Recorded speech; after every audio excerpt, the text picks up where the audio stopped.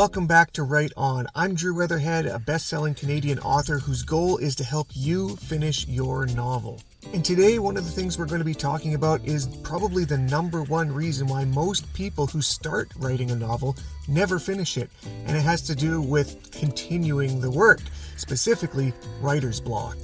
It's something we've all dealt with as writers, and I want to give you 5 good ways that have worked for me to beat writer's block and get your novel written.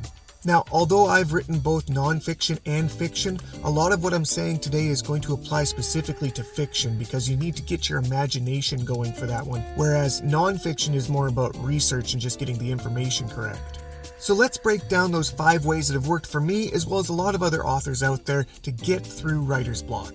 Number 1. If you're finding that you just can't figure out where you want to go with a story or a dialogue or an interaction, I suggest going for a walk or a drive.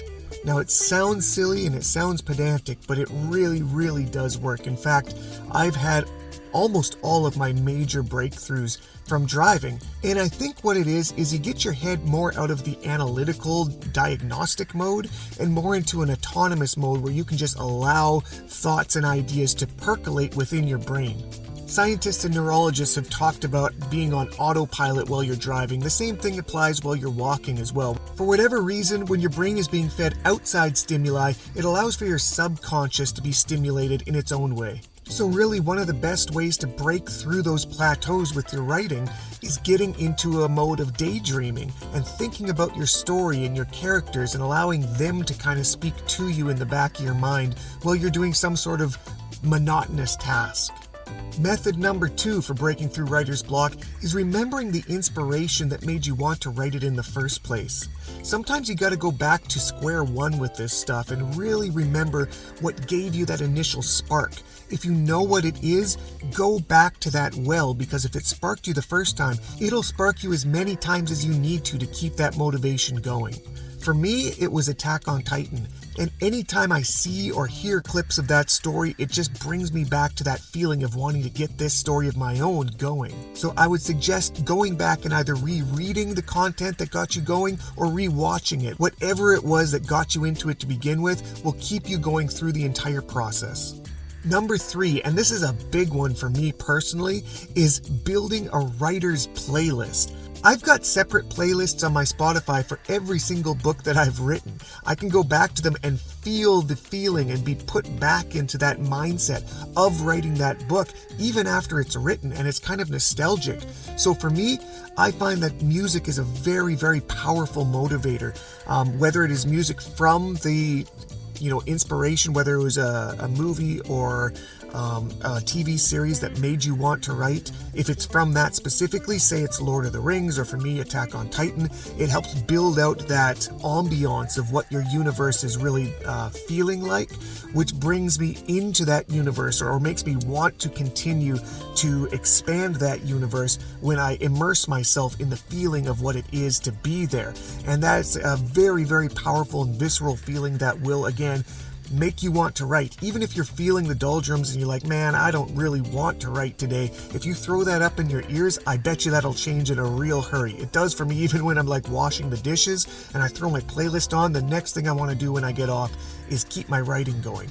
So listen to it whether it's before you write, or for me, I'll even listen to it while I'm writing during sessions. I'll set up playlists that don't have any lyrics in them, so it's just background music, but it sets a tone. And in fact, I'll have different parts of my playlist that are meant for different emotional tones, whether I'm writing an action scene or a love scene or a terrifying scene or a jovial scene. I'll have different songs that I'll queue up, and sometimes I'll put them on heavy rotation while I'm writing those specific parts of the book. So cannot understate how powerful building a writer's playlist is for your project. Number 4, and this one is a big one that I need to do an entire video about it to break it down, but just to give you the cliff notes on it, is to build a story skeleton. And what I mean by that is you know where the story starts, you know where the story ends, and then you build checkpoints all the way between those 2 points so that you know where you are at any given point in the story, the progression of the story, you know where you need to get, and then you can recognize the steps that you're going to need to get there. Now, I don't mean like 1 or 2 checkpoints between start to finish. For me, I would build it out in story arcs of 5 chapters per arc. And that's just me. Like I said, you need to build your own story skeleton. But what that did was built the scaffolding of my 35 chapter book down into 7 different sub-arcs, and within that I knew where I needed to get from chapter 1 to chapter 5, from chapter 6 to chapter 10, and then whether I was on chapter 7 or 8, I kind of knew the direction it was going and the timeline that I had to get to where I was going. So I didn't meander. I had a straightforward objective the whole time, which is super important when it comes to breaking blocks, is having objectives, and it presents preset goals that made the direction clear at any given point. So if I started to wonder like, well, how am I going to get from here to there? At least I had a there to get to, instead of just trying to fly by the seat of your pants and see where the story goes. There's a little bit of that, but you keep it on the rails with that skeleton, and then it's just all about filling in the meat in between those bones. And finally, number 5, the ultimate way to break writer's block, and honestly this needs to be an entire video to itself, which I will do in the future, is consistency. And now you might say, well, how can I be consistent if I don't know what I'm writing? The answer's in the question, to be honest. The writing is the answer. And you may say that sounds stupid because I don't know what to write, but just start writing and your brain starts filling out in a way that you can't really recognize just by thought. Writing it out and seeing the sentence and hearing the character will actually forward the story for itself by itself. It gains its own momentum with every word that you type. So if you were to set aside daily writing time and make it non-negotiable, whether it's 5 minutes, whether it's an hour, whether it's 10 minutes, whatever works for you. For me, for my first book, what I did was, it was before bedtime. Instead of scrolling on Instagram or whatever I'm doing to sort of wind my brain down, I would say the last thing I'm going to do before I go to bed is I'm going to have my phone or my laptop in my bed and just write and see where it goes. And I would on average get somewhere between 500 to 2,000 words that I could put down, but it would never be nothing. I had to make sure that I had some sort of word count down before I would turn it off for the night and go to sleep.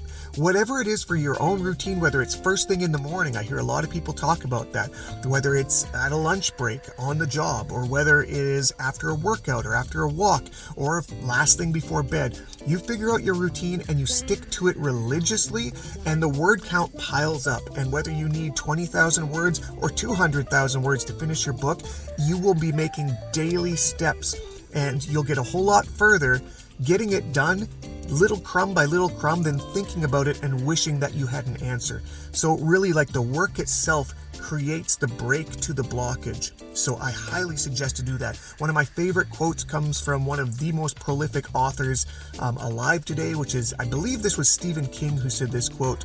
He says, "I only write when inspiration strikes. Thankfully for me, inspiration strikes every weekday between the hours of 8 a.m. and 4 p.m. So he had his time that he sat down in front of his computer or his typewriter and he just pounded out words. And that was the inspiration. It didn't take some ethereal magic. It was just consistency. And again, he's one of the most well-known, most prolific writers of our time, and that was one of his key secrets. So if it works for him, it'll work for you. It's worked for me. And that is going to wrap up our 5 ways to break writer's block. I hope that this helps. Smash a like and subscribe for me, which helps my channel out. It costs you nothing but 2 seconds of time, and I appreciate everybody that is watching these. Drop a comment below and let me know what other topics you'd like me to cover, because I want to make this an ongoing series to help all of my author friends out there continue their works, finish their works, publish their works, and be proud of what you've created. All right, that's going to be it for today. I'm Drew Weatherhead, and I'll see you on the next Write On.